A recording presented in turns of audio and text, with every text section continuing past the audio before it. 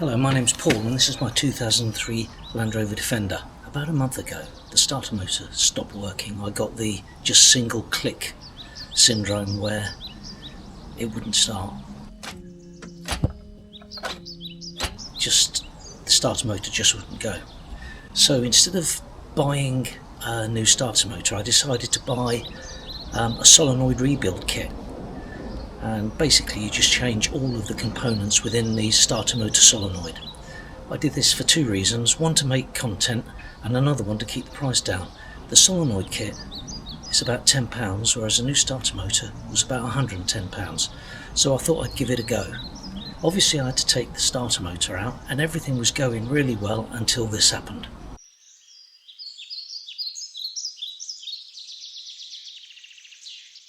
The first bolt holding the cover to the solenoid chamber, that snapped off, as did the second and the third. Three of them broke. Damn. So now what I had to do was bite the bullet and buy a new starter motor. And then subsequently I was thinking, what if I was out in the middle of nowhere and all I had was the starter motor solenoid kit? With this starter motor in the condition that it is, would I be able to get it going? So that's what I'm going to have a look at today. And so let's see what I've got in my arsenal.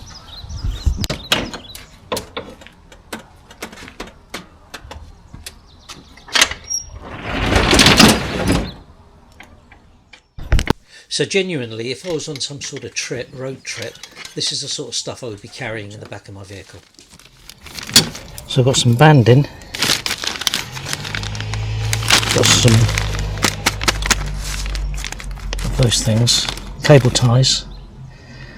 I reckon I would need that, a pair of pliers perhaps, and another pair of pliers.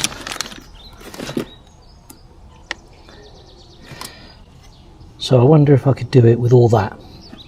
I've had a good think about it and I reckon I can. I might just need some cutters of some description, some cutters. So let's see how I get on.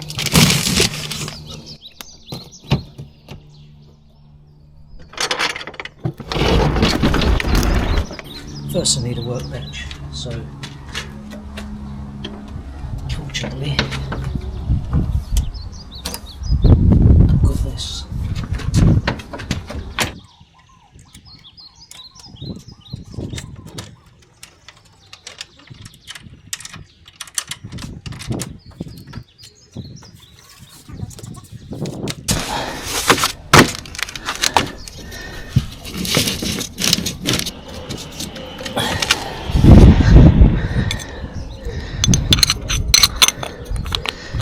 And there's the starter motor.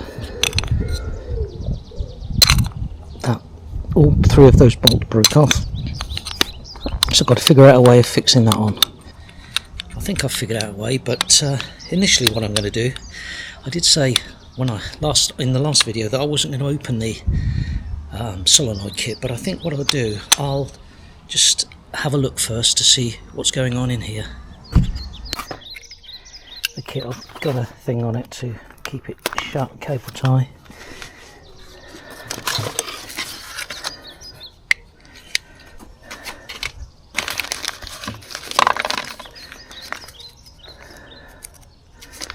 So as I said, I'm only going to change the copper parts,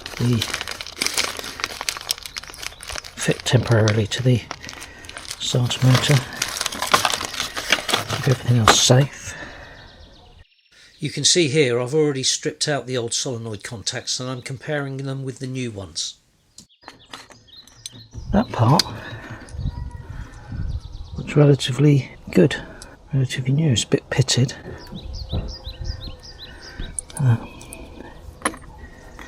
This part, however, should be looking like that. Look at that.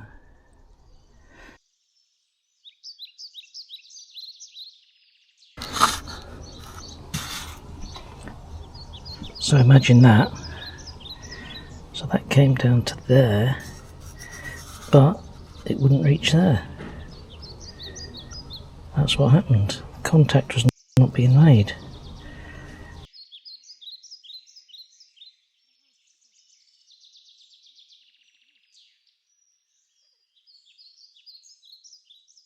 Doing this dummy run, I'm just using the main components. I'm not going to use the seals or anything because I don't want to damage them.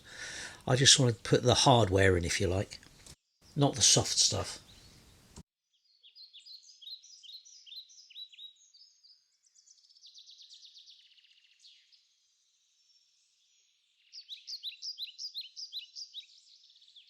So now all the new internal pieces of the solenoid have been fitted. I've just got to figure out now how I'm going to keep that end cap on without the 3 bolts that are supposed to hold it.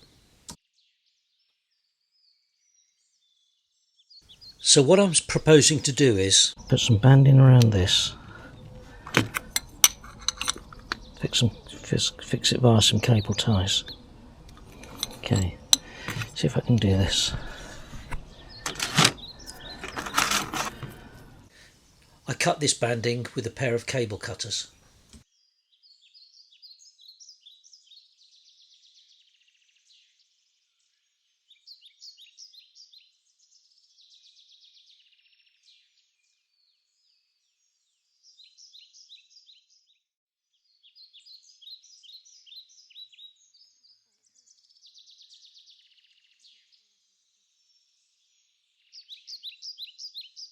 Ream it out.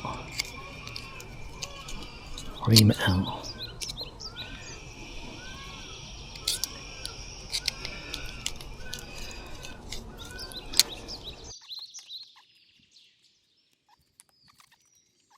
I use a nut and a bolt to clasp the banding, the 2 ends of the banding together, and this way I can make it quite tight.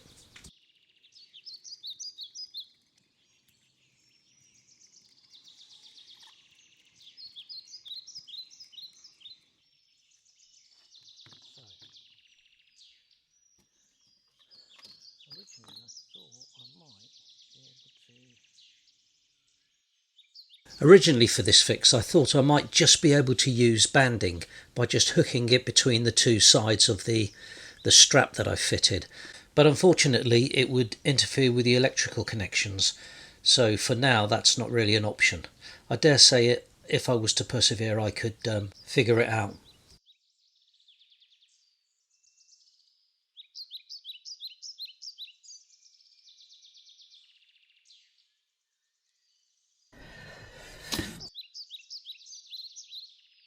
So basically I've just got a couple of cable ties.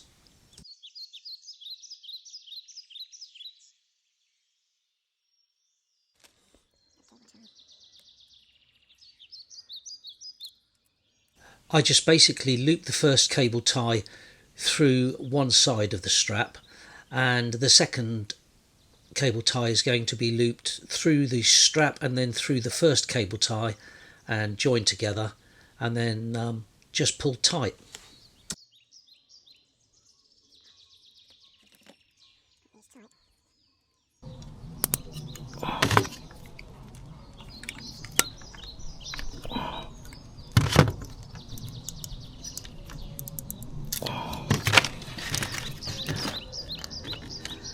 That's basically it. That's not going to go off. So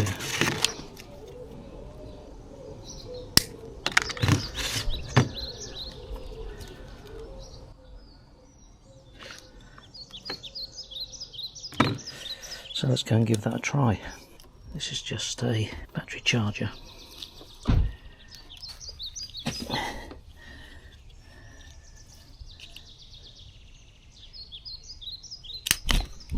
Right, that made me jump. There it goes. Do it again.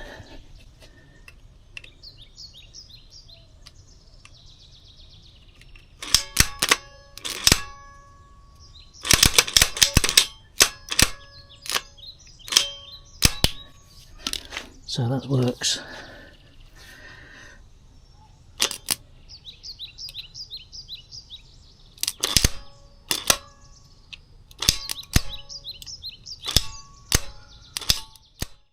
There's no movement in the cap covering the solenoid chamber at all. So there you are. I don't know how long the cable ties would last on there, but I could get some stronger cable ties and that would probably be a good fix. temporary fix for a while, in actual fact. Look, it could get somewhere where there was a starter motor.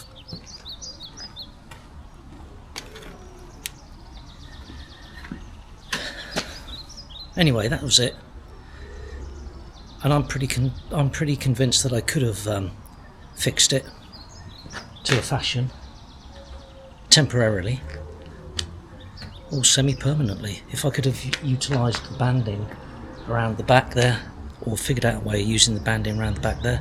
That probably could have been a permanent fix, but I fitted the new starter motor now, so there you are. I'll keep the solenoid kit for a rainy day, and hopefully I won't have to use it. Thanks for watching, and it's coming home.